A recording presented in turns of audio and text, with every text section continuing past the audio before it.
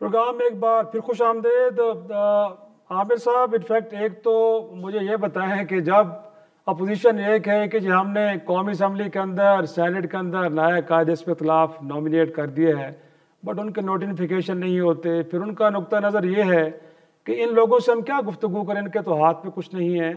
फिर साथ में मुझे ये बताएं कि जब तहरीक इंसाफ ये कहे कि उनसे पार्टी निशान छीना गया, उनको मखसूस नशिस्तें नहीं दी गई, उनको लोगों को जबरन पार्टी से अलग किया गया, कुछ ऐसे हैं कि जो बाद में उन्होंने इजहार किया कि उनको किन्होंने कहा, आज कुछ हैं जो जलावतनी या गुमनामी की ज़िंदगी गुजार रहे हैं, तो आपका क्या ख्याल है कि इसकी तनकीद का जो महवर है वो सियासतदान, मुस्लिम लीग नून, पीपल्स पार्टी होनी चाहिए या कोई और होना चाहिए? देखें, अभी जो नाम लिए बगैर बात की कि जब सवाल ये होंगे कि जी मीडिया पे मुखालिफ की आवाज़ ना आए, तो उस सवाल को पूरा सुन लें कि वो क्या सवाल था।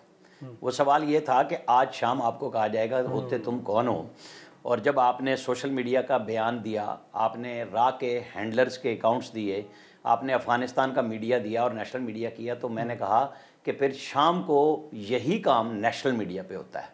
वही सवालात, यही जो आप कह रहे हैं कि ये मुल्क दुश्मन बयानात हैं पाकिस्तान के ख़िलाफ़ जो चलते हैं, उनको वो उठाते हैं। मेरा सवाल वो था, और उस पर DGSPR ने बड़ी खुल्लम खुल्ला बात की कि बुनियाद मरसूस में किस तरह पाकिस्तानी नेशनल मीडिया ने बात की, लेकिन ये बात उन्होंने कहा कि मैंने पर्दा रखा था, आप नहीं रहने, तो हम क्यों पर्दा रखें? मैं अगर गलत हूँ तो मुझे कहें ना, दूसरा गलत है तो हम कहेंगे बात उसको गलत है। कि आप जब एक नैरेटिव इंडिया का बयान करते हैं नेशनल मीडिया पर, तो इससे बड़ी आज़ादी कौन सी हो सकती है जो हमारे मीडिया को है कि अपने पाकिस्तान के अंदर अपनी फ़ौज के बारे में जो चाहें कहें आप। फिर जिन लोगों को सवाल मिल गए उसके ऊपर तनकीद क्या आ रही है? हमें तो सवाल नहीं मिला। वही पिछली 2 प्रेस कॉन्फ्रेंसों में आप ही को सवाल मिल रहे थे, हम तो बैठे थे, हम तो हाथ उठाते थे, हमें नहीं दिया। इस दफ़ा उन्होंने दे दिया। मैं तो समझ के गया था कि हमारे अतर भाई के ज़िले के जनरल फैज़ का कोई फैसला सुनाएंगे तो उस पर बातचीत होगी। हमें तो था कि CDF पे बात होगी, वो ज़्यादा बात इमरान खान पे हुई। मुझे तो नहीं पता था कि उस पर होनी है, लेकिन हमने अपनी जो उनकी प्रेस कॉन्फ्रेंस का मेन जिस था, हमने उसके ऊपर सवाल किया। ये मेरा राइट है, किसी का इख्तलाफ करने का बिल्कुल राइट है। वो उसको अच्छा समझे या बुरा समझे, मुझे उसके ऊपर कोई वो मसला नहीं है। अब आप आ जाएं, बिल्कुल हुकूमत और अपोजिशन लीडर की बात आज हो रही है ना, जब आप 3 साल की कहानी सुनने आ रहे हैं। प्राइम मिनिस्टर ने 14 अगस्त को कहा था, जब आपने अभी उनको नाम भी नहीं दिया था, आप क्या जवाब देते थे? तुम चोर हो, तुम डकैत हो, तुम्हारे साथ हम नहीं बात करेंगे। आप मुसलसल एक बात करते हैं, आपकी हर बात मानते रहे, आपकी गालियां सुनते रहे, पार्लिमानी गालियां और गैर पार्लिमानी गालियां, सोशल मीडिया पे भी और नेशनल मीडिया पे भी। कोई आपको कुछ नहीं कह रहा। जिनके साथ आप कह रहे हैं कि इनके पल्ले कुछ नहीं है, तो वो तो आपको नहीं कह रहे, वो तो आपसे कह रहे हैं बात करें।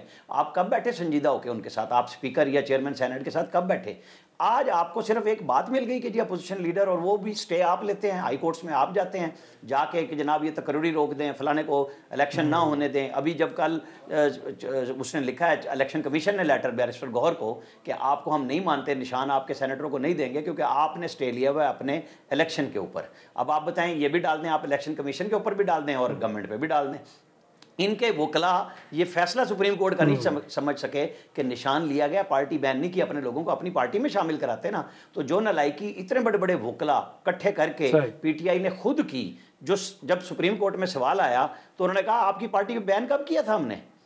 तो इनके पास कोई जवाब नहीं था। आप बताएं, इसमें किसी का कसूर है? PTI तो सुप्रीम कोर्ट में गई भी नहीं थी। फिर वो मखसूस 8 जजों के टोले ने जो एक पार्टी के लिए आइन का आर्टिकल ढूंढ के एक ही पार्टी को मुकम्मल इंसाफ फराम कर दिया। इंसाफ तो ये था ही नहीं, जो पार्टी आपके पास आई नहीं है, आपने सुओ मोटो भी नहीं लिया, तो जिसकी एप्लीकेशन है उस पर फैसला करें। ये बिल्कुल वही गेम थी जो पनामा से अकामा दे के और फैसला कर दिया गया कि नहीं, हम तो बैठे इसीलिए थे कि हम ये काम उड़ा के रख देंगे। तो जवाब मिल गया आपको फिर आईनी अदालत से।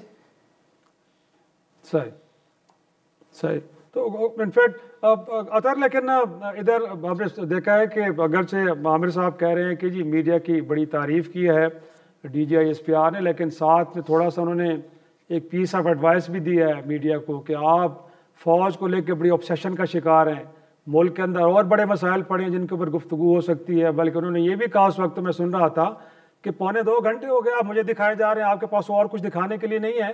तो ये जो उनका गिला है फ़ौज का कि जी आप फ़ौज को डिस्कस करते रहते हैं, मुल्क के अंदर और मसाइल है भी उनकी तरफ भी जाएं, तो आपको लगता है कि ये पीस ऑफ एडवाइस बड़ा ठीक था और मीडिया को भी अपना किबला दुरुस्त करना चाहिए? देखिए, इसमें ओवरऑल आपको देखना पड़ेगा। ये कोई पहला मौका नहीं है। गुज़िश्ता 4-5 साल से आप देख लें, मैंने मुख्तलिफ प्रोग्रामों में भी इस पे बात की और मैंने YouTube के ऊपर व्लॉग्स वगैरह भी इस पे किए हैं। हमारे मीडिया के अंदर जो बहुत सारे टॉपिक्स कवर होने चाहिए वो नहीं होते। एक यूनिवर्सिटी में एक दफा मुझे कुछ स्टूडेंट्स मिले तो उन्होंने कहा कि जी वो बलूचिस्तान को आप कवर नहीं करते सही। मैंने कहा हम तो इस्लामाबाद को भी कवर नहीं करते, याद है इस्लामाबाद में पीने का साफ पानी नहीं आता।